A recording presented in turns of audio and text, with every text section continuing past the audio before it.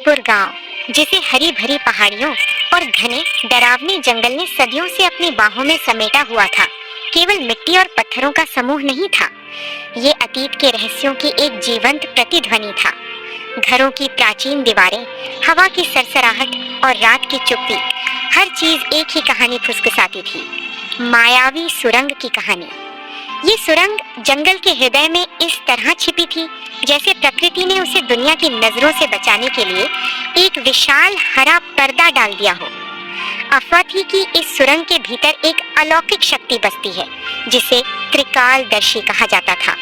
वह शक्ति जो वर्तमान को शीशे की तरह साफ देखती, भूतकाल की दबी परतों को उघाड़ती और भविष्य की अनजानी राहों की झलक दिखाती थी। परंतु यह शक्ति किसी के भी सामने यूं ही प्रकट नहीं होती थी। ये एक सख्त पहरेदार थी, जो लालच की गंध को मीलों दूर से पहचान लेती थी और धोखे के बीज को तुरंत भांप लेती थी। जंगल खुद एक जीवित सांस लेता हुआ पात्र था। उसकी विचित्रता डरावनी थी। पेड़ अपनी जगह बदलते जैसे किसी अदृश्य मानचित्र पर मोहरे चल रहे हों। हवाएं साधारण नहीं थी, बल्कि वे कान में दबी पुरानी बातें बोलती थीं, और रातें वे इतनी लंबी और काली होती थीं कि यात्री समय का बोध खो देते थे, मानो वे किसी काल चक्र में फंस गए हों। ये 5 किरदार अपने व्यक्तित्व और महत्वाकांक्षाओं में एक दूसरे से पूरी तरह भिन्न थे, पर एक ही डोर से बंधे थे। शिवपुर का इतिहास और उस मायावी शक्ति को पाने की आतुरता। ये पांचों एक ठंडी धुंधली शाम को गांव के पुराने जीर्ण शीर्ण मंदिर में मिले। मंदिर की दीवारों पर सदियों पुराने प्रतीकों का जाल था, जो मानो उन्हें चेतावनी दे रहे थे। विक्रम ने इसी पवित्र जगह पर अपने लालच का पहला बीज बोया। दोस्तों, तुम सबने सुना है वो मायावी सुरंग? वो केवल एक गुफा नहीं है, बल्कि शक्ति का भंडार है। वहाँ एक शक्ति है जो भविष्य बताती है, जो सोना कहाँ दबा है, अमीरी कैसे आएगी, हमारे दुश्मन कैसे हारेंगे, सब कुछ बता सकती है। सोचो, अगर हम में से किसी को ये पता चल जाए कि कल क्या होगा, तो हम राजा बन सकते हैं। दुनिया हमारी मुट्ठी में होगी। मैं तो कहता हूँ हम पांचों मिलकर जाएंगे। गांव वाले डरपोक हैं, डरकर बैठे रहते हैं, लेकिन हम वो किस्मत छीन लाएंगे। और अगर कुछ ज्यादा मिला, हाँ, शेयरिंग इज केयरिंग, लेकिन ईमानदारी से कहूँ, पहल मैंने की है, तो मुझे थोड़ा ज्यादा हिस्सा मिलना चाहिए। ये मेरा अधिकार है। विक्रम, तू हमेशा की तरह अपने लालच में पागल हो रहा है। तू जमीन पर पैर रख, उस जंगल में मौत घूमती है। तुझे याद नहीं गांव वालों की कहानियां? वे कहते हैं जो गया वो कभी नहीं लौटा, और अगर लौटा भी तो केवल उसकी कांपती हुई रूह। ये सब धोखा हो सकता है, कोई जाल। मुझे तो शक है कि तू हमें फंसाने की कोशिश कर रहा है। तू क्या छिपा रहा है? श्याम, डर से क्या मिलेगा? डर हमें हमेशा पीछे खींचता है। मैंने पुरानी जीर्ण शीर्ण किताबों में पढ़ा है, ऐसे रहस्य दुनिया बदल देते हैं। अगर वो शक्ति सच है, तो हमें उसे ढूंढना चाहिए, न केवल अमीरी के लिए, बल्कि ये जानने के लिए कि शिवपुर का असली इतिहास क्या है। और अगर ये लालच है, तो भी क्या पता वो हमें अमीर बना दे। लेकिन सावधानी सबसे जरूरी है। हमें एक दूसरे पर विश्वास रखना होगा, कोई धोखा न हो। वाह, सुपर प्लान विक्रम भैया। मायावी सुरंग, जादू, एडवेंचर, शक्ति। मैं तो बस इस थ्रिल के लिए तैयार हूँ। कल सुबह निकलना चाहिए। ये इतिहास का सबसे बड़ा एडवेंचर होगा, और अगर सोना मिला तो सबसे पहले हम सब मिलकर एक बड़ी पार्टी करेंगे। बच्चों, वो सुरंग कोई बाजार नहीं है जहाँ तुम अपने लालच से सामान खरीद लो। वो शक्ति, वो त्रिकालदर्शी है। वो वर्तमान, भूत और भविष्य सब जानती है। लेकिन ये भी जान लो, वो शक्ति लालची और धोखेबाजों को हमेशा दंडित करती है। उसका रहस्य सीधे हमारे गांव की जड़ों से जुड़ा है। ये हमारे पूर्वजों का कोई गहरा राज है, जिसे समय ने दफन कर दिया था।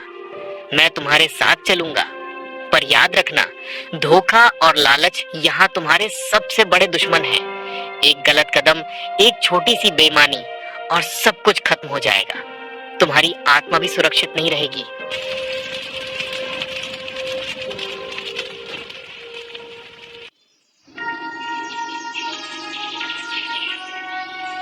अगले दिन गांव की सभा में माहौल तनावपूर्ण था। सरपंच ने अपनी लाठी जमीन पर पटक कर सबको इकट्ठा किया और जोर देकर चेतावनी दी। बच्चों, जंगल में मत जाओ। वो सुरंग एक अभिशाप है। वो शक्ति लालच को निगल जाती है। कई पीढ़ियों ने ये गलती की है। एक बूढ़ी औरत जिसकी आंखें आंसू से भरी थीं, कांपते हाथों से आगे बढ़ी। मेरे दादाजी गए थे। उन्होंने सबको धोखा देने की कोशिश की थी और वहां से केवल उनकी चीखें लौटी थी, धोखे की चीखें। लेकिन विक्रम के दिमाग में अब एक तूफान मचल रहा था। गांव वालों की डरपोक बातें और गुरुजी की चेतावनी उसके लालच की आग में घी का काम कर रही थी। उसने चुपके से गुरुजी के कमरे से एक सदियों पुराना जीर्ण शीर्ण नक्शा चुरा लिया।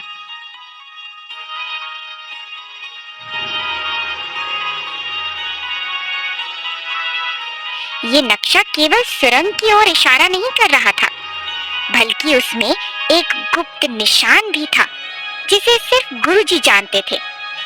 कथित तौर पर सोने की खान का रास्ता।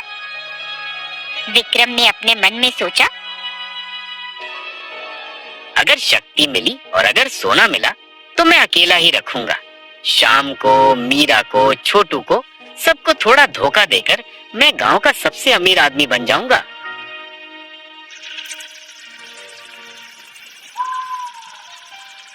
रात बीती। सुबह की पहली किरणें शिवपुर को छू भी नहीं पाई थीं कि वे पांचों जंगल की ओर निकल पड़े। गांव वाले उन्हें रोकते रहे, मत जाओ, लालच तुम्हें ले डूबेगा, पर वे नहीं माने। जंगल ने उनका स्वागत किया। जैसे ही उन्होंने सीमा पार की, हवा में एक अजीब सी फुसफुसाहट सुनाई दी, जैसे कोई अदृश्य इकाई उनके कानों में कह रही हो, लालच, धोखा। जंगल में पहला कदम रखते ही दुनिया की वास्तविकता उलट-पुलट हो गई। यह शिवपुर के पास का साधारण जंगल नहीं था, यह शक्ति का तिलिस्म था। हवा ठंडी, चिपचिपी और बोझिल थी, मानो हर सांस के साथ कोई भारी रहस्य फेफड़ों में भर रहा हो। पेड़ों की शाखाएं जमीन तक झुकी थीं, ऐसे हिल रही थी जैसे कोई जीवित प्राणियों ने छू रहा हो, उनका मार्ग रोक रहा हो।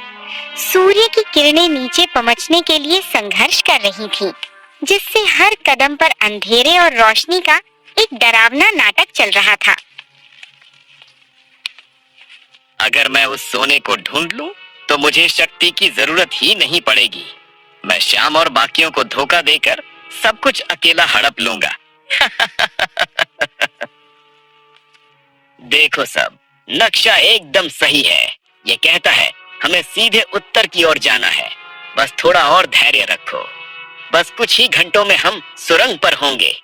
सोचो, वो शक्ति हमें क्या क्या देगी, अमीरी, शोहरत और अमरता भी।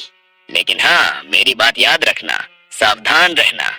यहाँ कोई भी चीज वैसी नहीं है जैसी दिखती है। कोई धोखा ना हो जाए। विक्रम, तू पागल हो रहा है। ये जगह अशुभ लगती है। तो ध्यान से देख, रास्ता खुद बदल रहा है। मैंने अभी इस पेड़ पर निशान लगाया था और अब वो निशान गायब है। मुझे लगता है कि कोई हमें फॉलो कर रहा है। शायद गांव से कोई, या ये इस जंगल का ही जादुई धोखा है। और तू क्या छिपा रहा है? मुझे क्यों लग रहा है कि तूने ये नक्शा चुराया है। सच बोल। अरे श्याम भैया, डरो मत, ये थ्रिल है। सुनो वो आवाज। क्या वो किसी जादुई परिंदे का गाना है या कोई अप्सरा गा रही है?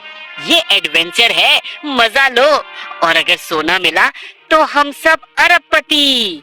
श्याम सही कह रहा है, हमें सतर्क रहना होगा। लेकिन गुरुजी, आप इतने शांत क्यों हैं? ये जंगल इतना विचित्र क्यों है? क्या ये सच में लालच की परीक्षा ले रहा है? ये जंगल शक्ति का पहला रक्षक है। ये तुम्हारे अंदर के लालच, धोखे और भावनाओं को परखता है। यहाँ हर पेड़ एक आंख है, हर हवा एक कान है। ये तुम्हारी आत्मा की परीक्षा है। अगर तुम में से किसी ने एक भी धोखा किया तो ये जंगल तुम्हें बिखेर देगा। कई घंटों तक चलने के बाद वे काली नदी के किनारे पहुंचे। उसका पानी इतना काला था कि उसमें आसमान नहीं बल्कि अंधेरे का प्रतिबिंब दिखाई दे रहा था। पानी में अजीबोगरीब मछलियां तैर रही थीं, जिनकी आंखें लाल चमक रही थीं, जैसे लालच की जीती जागती प्रतीक हो। विक्रम की नजर पानी में तैरती हुई एक चमकीली चीज पर पड़ी। वो सोने के टुकड़े जैसा लग रहा था, जिसके किनारों से पीली आभा निकल रही थी। उसने तुरंत अपनी आंखें झपकाई और चुप रहा। वो जानता था कि ये जाल हो सकता है, लेकिन छोटू ने उस चमक को देख लिया। वाह सोना, पानी में चमक रहा है। ये तो बहुत बड़ा टुकड़ा है। विक्रम भैया, मैं ले आता हूँ, हम अभी अमीर बन जाएंगे।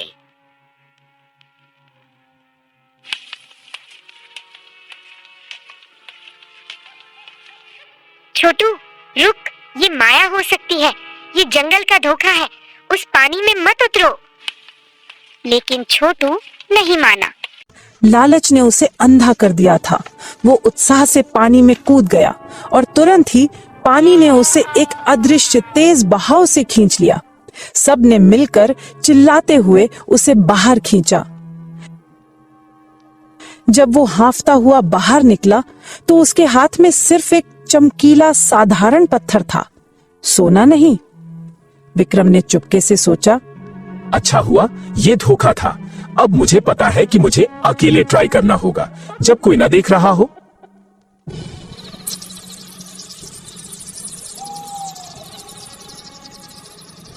रात हुई और वे एक विशाल गुफा में रुके। गुफा की छत से पानी टपक रहा था और उसकी आवाज सस्पेंस बढ़ा रही थी। आग के पास बैठे विक्रम ने अपने लालच को छिपाया और कहा कि नक्शा सुरंग के बहुत करीब पहुंचने का संकेत दे रहा है। लेकिन शाम का शक अब और गहरा हो गया था। नक्शा सुरंग के बहुत करीब पहुंचने का संकेत दे रहा है। विक्रम बस कर, तू झूठ बोल रहा है। मुझे दिखाओ नक्शा, तू कुछ छिपा रहा है। मुझे क्यों लगता है कि तू हमें धोखा देने की योजना बना रहा है। तू सुरंग के बारे में नहीं, बल्कि किसी और चीज के बारे में सोच रहा है। तेरी आंखें तेरी चालाकी बता रही हैं। अरे श्याम भाई, शांत हो जाओ, कुछ नहीं छिपा रहा, बस थोड़ी थकान है। कल देखते हैं। क्या तुम सच में इतना अविश्वास करते हो मुझ पर, अपने बचपन के दोस्त पर?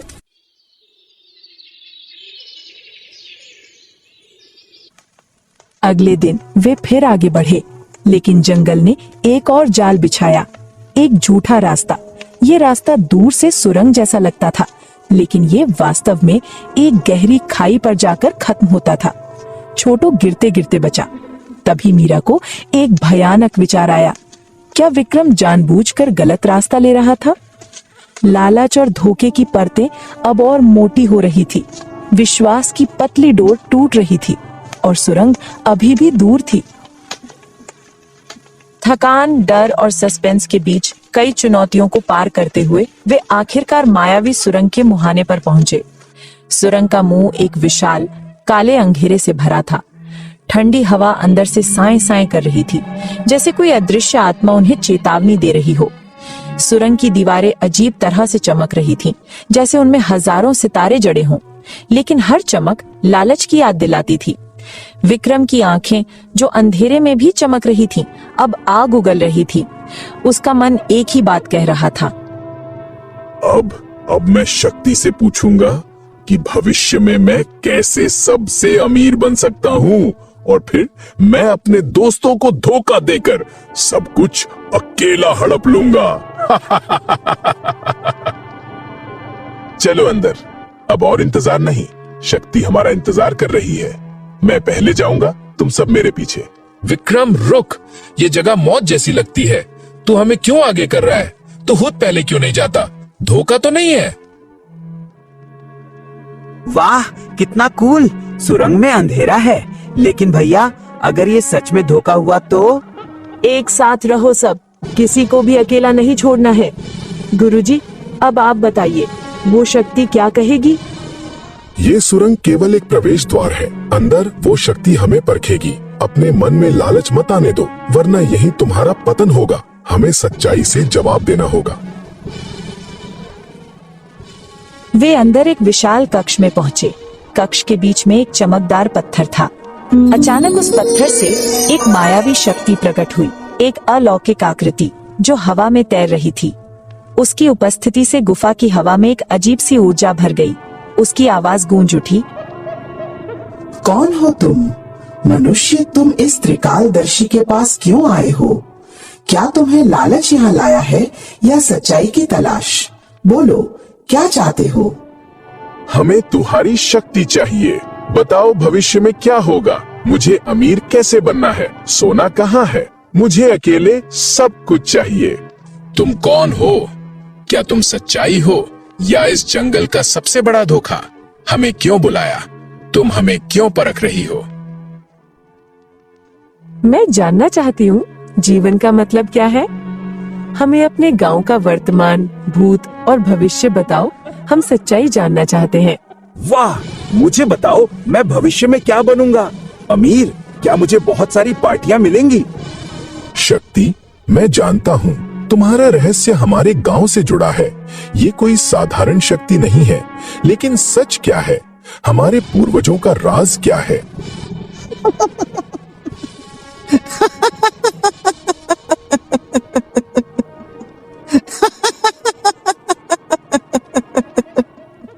शक्ति ने एक अजीब सी हंसी हंसी और विजन दिखाना शुरू कर दिया।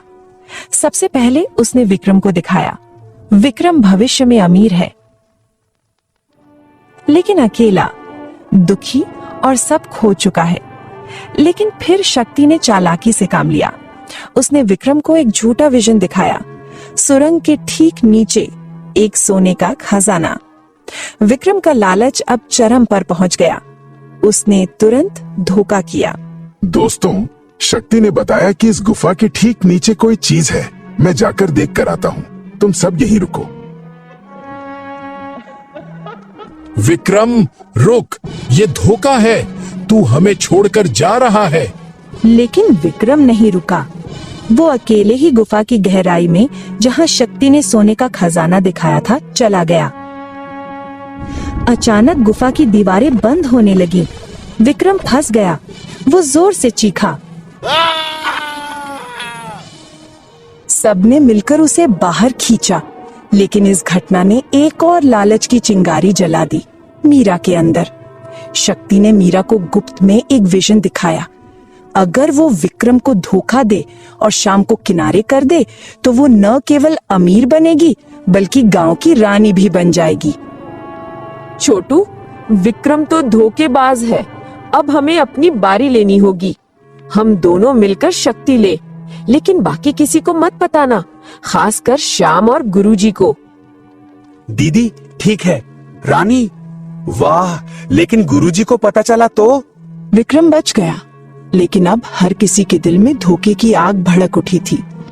सबसे पहले श्याम ने विक्रम से नक्शा छीन लिया और देखा कि उसमें सच में एक गुप्त निशान था, जिसे विक्रम छिपा रहा था। श्याम ने अब खुलेआम विक्रम पर धोखाधड़ी का आरोप लगाया। तुमने मुझे धोखा दिया। ये नक्शा सिर्फ सुरंग का नहीं है, ये सोने की खान का है। तुम अकेले सब हड़पना चाहते थे। झूठ! तुम लालची हो। तुम मुझे फंसा रहे हो। उधर मीरा और छोटू का धोखा भी चल रहा था। उन्होंने चुपके से शक्ति से अपना भविष्य पूछा। शक्ति ने उन्हें बार बार झूठे विजन दिखाए, जिससे उनका लालच और बढ़ा। इसके बाद विक्रम ने एक और घातक धोखा किया। उसने गुरुजी को कहा कि श्याम असली दुश्मन है, जो उन्हें पीछे खींच रहा है, ताकि उनका ग्रुप बट जाए।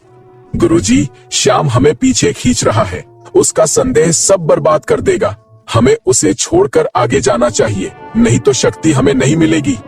विक्रम, ये तुम्हारा धोखा है। ये तुम्हारा लालच है जो तुम्हें अंधा कर रहा है। तुम अपने दोस्त को क्यों फंसा रहे हो?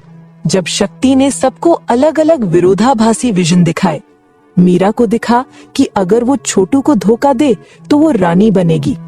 छोटू को लालच हुआ कि अगर वो मीरा और विक्रम को धोखा दे तो वो सबसे अमीर बनेगा। लेकिन गुरुजी को असली विजन दिखा। अगर धोखा जारी रहा तो वे पांचों मर जाएंगे और शिवपुर भी नष्ट हो जाएगा। तभी गुफा के बाहर से गांव वालों की आवाजें आईं। वे उनका पीछा करते हुए आ गए थे। सरपंच की आवाज गूंज उठी। तुमने रहस्य को छेड़ा है। अब गांव खतरे में है। बाहर निकलो। लेकिन असली रहस्य अभी बाकी था। विक्रम ने अब अंतिम धोखा किया। उसने मीरा से कहा कि शक्ति सिर्फ 2 लोगों को मिलेगी ताकि बाकी लड़ें। ठीक है विक्रम, अब सिर्फ हम। अब लालच और धोखे का जाल अपने चरम पर था। शक्ति ने अचानक जोर से हंसकर कहा,